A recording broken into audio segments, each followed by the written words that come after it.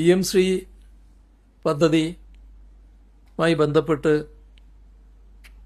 ധാരണാപത്രം ഒപ്പിട്ടപ്പോൾ അതുമായി ഒട്ടേറെ വിവാദങ്ങളും ആശങ്കകളുമൊക്കെ ഉയർന്നു വന്ന സാഹചര്യം കണക്കിലെടുത്ത് ആ പദ്ധതി നടപ്പാക്കുന്നത് സംബന്ധിച്ച് റിവ്യൂ നടത്താൻ തീരുമാനിച്ചിട്ടുണ്ട്.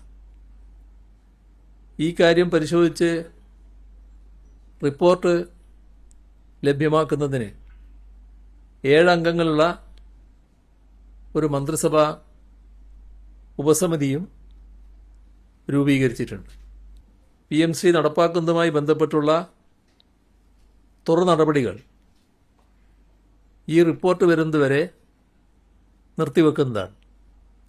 ആ കാര്യം കേന്ദ്ര സർക്കാരിനെ കത്ത് മുഖേന അറിയിക്കുകയും ചെയ്യും.